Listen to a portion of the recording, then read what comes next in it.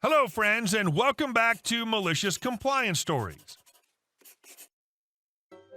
Let's start with a story about a horrible boss who liked to bully everyone and only treated her work friends well. But before we begin, don't forget to subscribe to our channel if you're new here and turn on notifications so you don't miss a new video every single day. Here we go. Rate me average on my review? Fine, I'll be average. Years ago, my dad worked as a case reviewer for a big company. He was basically doing paralegal work despite being a full-fledged lawyer. Jobs in his specific sector of law were difficult to get at the time. He was good at the job and completed anywhere between 3 and 5 cases a day. The expected quota was 1 per day, the average was around 2. You would expect his boss to like him since he did good work and didn't really cause problems, but apparently Joan never grew out of the high school mean girl stage. She bullied everyone in the office who wasn't part of her office friends to the point of several complaints being filed against her to corporate. My dad obviously didn't like this, but tried to stay out of it because having a job is important. Until his first annual review, Joan rated him average on everything. His numbers were higher than almost everyone's, certainly higher than average, and he's charismatic, so his clients liked him. Other managers had commented on how quickly he learned the job. He even found several cases of fraud being committed and brought them to management's attention, which made management look really good and got them bonuses. All this, and he got rated average, which torpedoed his chances of moving up in the company and getting a desperately needed pay raise. She knew he needed that pay raise. She knew what she was doing. He was furious but needed the job, so he stayed there and just worked from home as much as possible. He literally calculated out how many cases he would do each day to stay dead average. He would get those done in the morning and spend the rest of the day doing household chores, baking, woodworking, hanging out with our animals, literally anything but work. He would submit his cases throughout the day, though, so management never caught on. He was working. He was meeting expectations. He was a perfectly average employee. Side note, he's now long gone from that company, but Joan, you can go F yourself. My family went into debt because you felt the need to make everyone else as miserable as you clearly are. And our second story.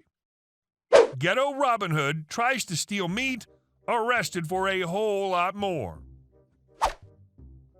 This happened in 2009 after I'd been discharged from the Marines and was looking for work back home. I landed a job working contract plainclothes loss prevention in Washington State at various grocery stores. The one I was working at on this particular day has the initials from Queen's Fury Code. Should be pretty obvious. As plainclothes loss prevention, we always work in pairs because some of these instances can get violent. Anyway, here it goes. Me equals 6 foot, 240 pounds, heavily tattooed Pacific Islander, former Marine infantry with a short temper for bullcrap and stupidity. Paul equals partner, thief equals meth head thief, Leo 1 and 2, law enforcement officer 1 and 2, EMT equals paramedic. Well, we got called to work the 0600 to 1600 shift at this particular grocery store because this is the time of the week a lot of deliveries are made, so management's busy processing the incoming shipments, and also the local college down the road's about to start their 7 o'clock class. A lot of college students and business people are coming in and out of the store getting their S-Bucks and breakfast for the morning. My partner posts up by the entrance wearing a backpack to look like a college kid and a hoodie in order to hide his badge and handcuffs. I take a post inside the dairy cooler. Yes, we hide in there because it gives us a commanding view of all the high theft aisles without being seen. This day I'm on the phone with my partner who's notifying me of anyone that looks suspicious when a vendor walks in with 2 carts from the store. Paul asked me, "Hey OP, doesn't the vendor in the khaki pants and maroon polo look familiar?" I responded, "Yes he does, and to give me a second while I look through our little flip book of ORC, Organized Retail Crime Suspects, I look at him in the pic and see the same tattoo on his neck as in the pic. I inform my partner of this and tell him we'll keep an eye on him and stop him as soon as he clears the entrance with the merchandise. State law states an item isn't considered stolen until they bypass all points of sale and break the plane of the entrance, making no attempt to purchase said item. Now this guy isn't big, nor is he small, so the pants that he was wearing seemed way too big for him, and he was also walking with an exaggerated limp. This is important. Well, he pulls out a folder and heads immediately for the deli department where they just received a shipment of meat, steaks, prime rib, ribs, pork chops, chicken, lamb, etc. He hands the deli counter attendant who just got there and was another part-time college kid paying for his way through school a letter, which we found out later was a fake notice with the vendor's name on the letterhead that this shipment of meat was tainted and he was there to take possession and return it to them, and that a refunded bill of sale will be provided once he has it loaded up. The kid wasn't too sure about this, so he went to find the manager. That's when things went south quick, fast, and in a hurry. As soon as the kid was gone, this guy pulls out a pair of bolt cutters from his pants and cuts the lock on the meat cooler and begins to load up the carts with as much meat as he can. These baskets were overflowing. When he heads back towards the entrance and sees my partner looking at him, this is what they said to each other. Thief: Are you store security? Paul: No. Thief: If you are, you have to tell me. Why do they always assume that we have to tell them? Paul: No, man, I'm just waiting on my buddy to get here so we can go to class. Thief, skeptical, but finally accepting the response. Oh, well, you want to make $100 helping me load this into my car? Paul: For real? Sure, why not? Keep in mind that my partner has been on the phone with me this whole time, so I heard the whole exchange. I make my way out of the dairy cooler and run outside to back up my partner when we confront this guy. Thief has the back of his station wagon open, about to load everything in when I come around and put my badge in his face. Me: Store security, you'll have to come with us. Thief: Effing lying a-holes, I'll effing kill you. Reaches in and grabs a long screwdriver. He swings a haymaker with the screwdriver, trying to stab my partner. Fortunately, my partner sees it coming and tucks and rolls out of the way. He swings, backhanded this time, towards my chest, where I promptly put those hand-to-hand combat skills to use. I grabbed his forearm with one hand, triceps with the other, and brought his elbow down as I brought my right knee up and almost broke his arm, at which point he dropped the screwdriver and began to scream in pain while grasping his arm and rolling on the ground. Cops were called by management, and when they got there, asked what was going on while guns were drawn because all they saw was two guys standing over someone in a lot of pain on the ground. Leo 1: What the hell happened here? Paul: That a-hole tried to stab me with a screwdriver. Leo 2, recognizing Thief: I've arrested you before. Looks like you're not getting out this time. Thief, this might be grand larceny, and at the very least attempted murder. Turns out he had a warrant out for his arrest for cooking and selling illegal substances as well. Leo 1: We'll get the paramedics out here to stabilize Thief before we process him. After going to court several times, one of his excuses, which he admitted later was a lie, was that he was going to give the meat away for free.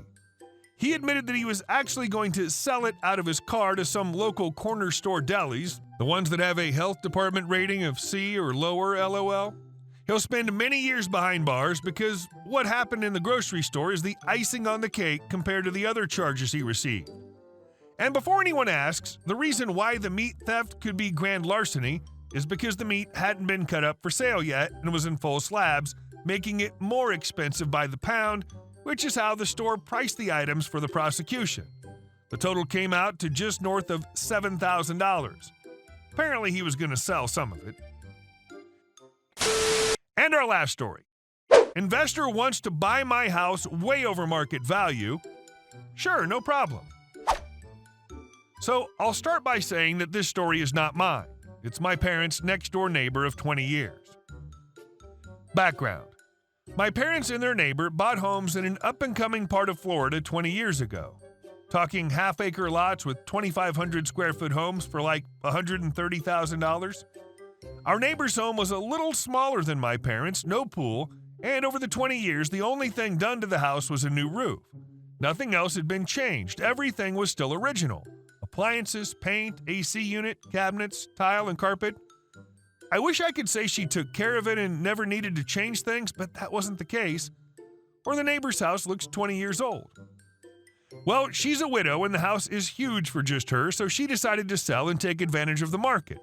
She listed it for $400,000, despite her never having put a penny into it.